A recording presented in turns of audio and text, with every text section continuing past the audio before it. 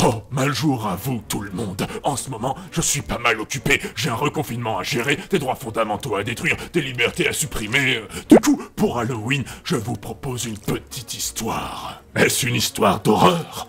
Ça dépend. Est-ce que vous considérez la bêtise humaine, le consumérisme à outrance et la dévotion aveugle dans des idées stupides comme horrifiques?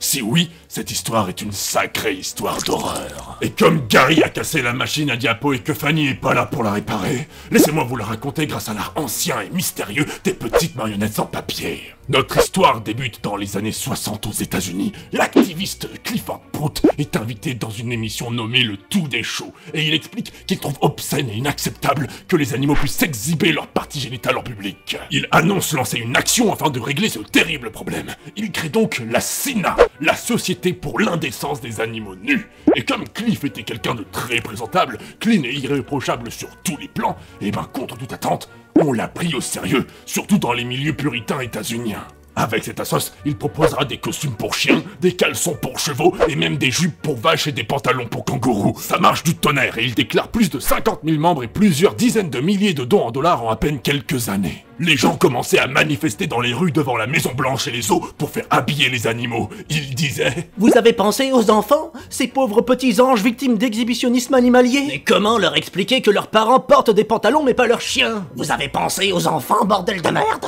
Ils racontèrent qu'un accident de camion a eu lieu parce que le conducteur avait été distrait par deux vaches en train de copuler sur le bas-côté. Quelle indécence! Un avion privé fut peint avec les lettres de la SINA sous les ailes et se mit à bombarder des champs avec des vêtements pour vaches pour inciter les agriculteurs à les habiller. Et ça a duré comme ça pendant plusieurs années. Les gens étaient à fond, ça faisait la une des journaux et tout. Alors qu'est-ce qui a mis fin à cette ascension puritaine incroyable? Eh bien, c'est le président de l'association lui-même, car un beau jour, devant les journalistes, il a déclaré haut et fort que cette association, ce mouvement pris au sérieux par l'Amérique, eh bien que tout ça, c'était juste une grosse blague.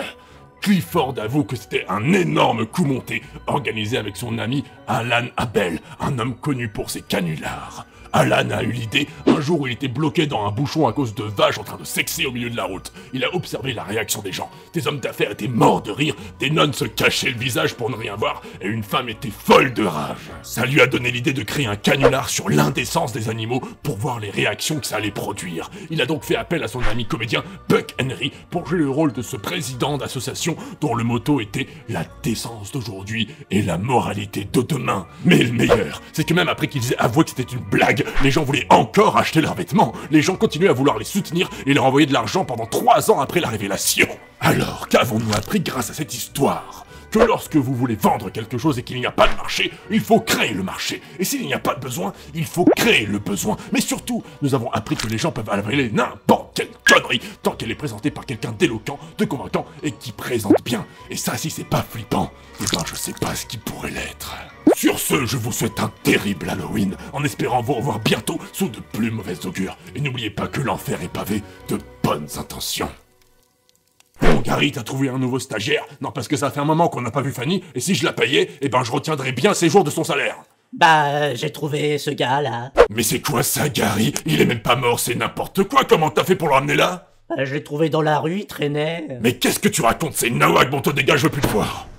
C'est tout ce que t'as pu trouver. Ben sinon, il y avait bien... Salutations au grand maître des ténèbres. Et c'est qui ce Gus là? Jesper Jean, à votre service. Un petit oiseau m'a dit que vous étiez dans le besoin et j'ai tout de suite accouru. Mon existence infernale m'a ennuyé au plus haut point. Et quel plus grand honneur que de servir le seigneur du mal en personne, n'est-ce pas? Et après tout, chaque seigneur a besoin d'un fou. Et je suis le plus fou de tous les fous que vous puissiez trouver de ce côté du Styx. Me faisais donc devant vous pour vous proposer mes humbles services. Et qu'est-ce que tu sais faire? Tout. Le café? Oui. Les dossiers? Bien sûr. Le repassage? Sans problème. Berkakab Dalamba Asa Asingyak Didak Gelas? Tiadam Masala. Tu prends des pauses? Jamais. Tu prends la pause? Tout le temps. Tes tarifs? Gratuit. Vendu! Fantastique. Sur ce, je vais poser mes affaires dans les bureaux. Surtout, n'hésitez pas à m'appeler si vous avez besoin de quoi que ce soit à votre vilainie. Et vous allez vraiment faire confiance à ce bonhomme, patron? Bien sûr que non, Gary, t'as bien vu. Ses lèvres bougent quand il parle, c'est dégoûtant. Mais je sais pas pourquoi il me rappelle quelqu'un. Autant garder un œil sur lui. Ouais. Et quand je dis un œil sur lui, je parle du tien. Allez au boulot. Nyam.